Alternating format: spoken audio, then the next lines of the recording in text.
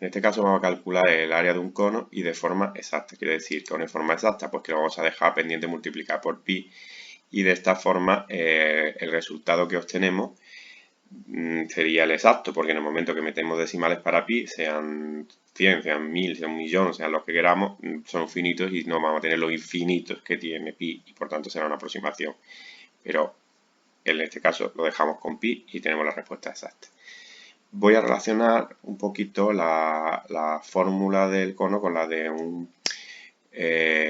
una pirámide de base polígono regular, que decía que el área total se podía asociar, además muy parecido al concepto del prima, solo que claro, en el caso de la pirámide son triángulos y va dividido por 2.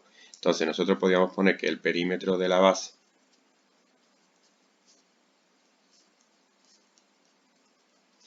multiplicado por, en este caso no se llama altura, la línea que vamos a utilizar, que es la línea que va por el borde de lo que sería el vértice a una de los puntos de la circunferencia, se llama generatriz.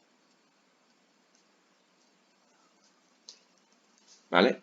Y esto tiene que ir partido por 2, porque es como un triángulo, ¿de acuerdo? Si hacemos un pequeño dibujo de lo que yo estoy haciendo, lo que vamos a tener que un cono es como un triángulo. No es un triángulo porque esto es curvo, ¿vale? Y luego tenemos la base, que es un círculo. Sería una cosa de este estilo, ¿de acuerdo? Entonces, tiene una forma parecida al triángulo y se podría considerar como un triángulo, ¿vale? Entonces tendría un perímetro de la base por generatriz partido 2, más área de la base.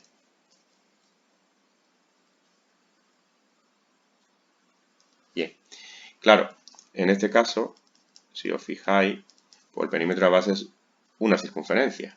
Por tanto, sería 2pi por el radio. Y eso, ¿vale? Lo vamos a multiplicar por g, que es la generatriz, y partido por 2. ¿De acuerdo? Más el área de la base, que es un círculo, es decir, pi por r al cuadrado. Entonces, si nos fijamos, esta fórmula es fácil de sacar y vemos que aquí hay un multiplicado por 2, un dividido por 2, por lo tanto se puede simplificar, es decir, vamos a utilizar directamente pi por el radio por g, pero por simplificarlo, porque si usáramos esta fórmula, pues también serviría, no habría ningún problema, pero bueno, le vamos a quitar porque lo habitual ese por 2 dividido por 2 porque no aporta nada, y nos quedaría más pi por r cuadrado. Hay otras fórmulas que sacan factor común pi y r, pero bueno, yo creo que esta es bastante sencilla de recordar.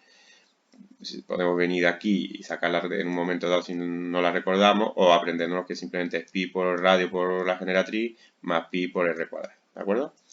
Bien, como vamos a hacer los cálculos directamente, sin calcular pi, pues es sencillo, pues no tienen cálculo muy complicado, entonces lo único que tendríamos que hacer aquí es pi por r por g más pi por r cuadrado. Pero claro, hemos dicho que la g es la línea que va por el lado, ¿vale?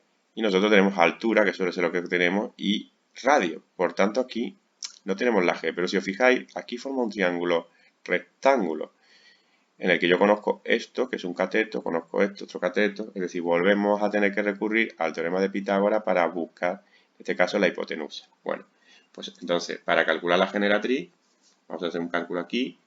Tendríamos que hacer que la raíz cuadrada, en este caso el cateto pues es la misma altura, 60 al cuadrado, y la del otro cateto es 11 al cuadrado, ¿vale? Voy a usar directamente la calculadora, de forma de que, recordad que si no es de estas calculadoras que os va dibujando por encima, tenéis que usar paréntesis para que podáis hacerlo de golpe, ¿eh? Si no, va a decir que hace la raíz cuadrada del primero y todo lo demás sin raíz cuadrada, con lo que al final está mal. Bien, pues resulta que nos da 61. Así que tenemos que hacer aquí el cálculo con, hemos dicho, pi por un radio que es 11 por una altura que es 61 más pi por 11 al cuadrado. Es decir, aquí nos va a quedar 61 por 11,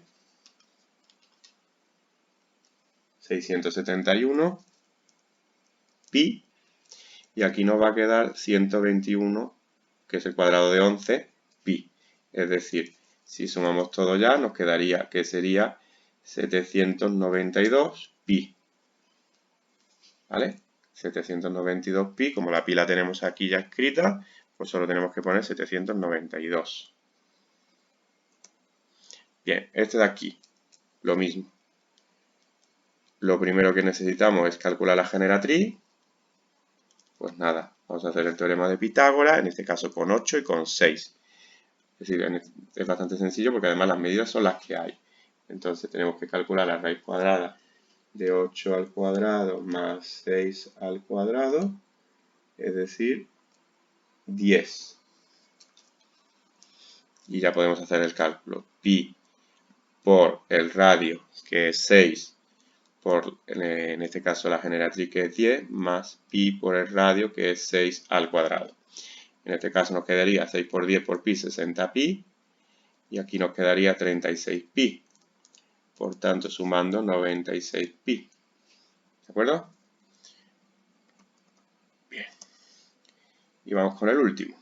Pues lo primero que hemos dicho es siempre calcular la generatriz. En este caso va a ser 16 al cuadrado más 12 al cuadrado.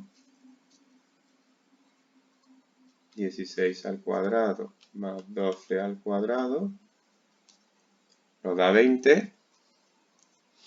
Y ya podemos calcular el área como ¿qué? Como pi por un radio de 12 por una generatriz de 20 más pi por un radio de 12 al cuadrado. Esto sería 12 por 20, 240 pi, y 12 al cuadrado son 144. Así que si sumamos las dos cantidades nos da 384 pi. Así que vemos que nos da todo correcto.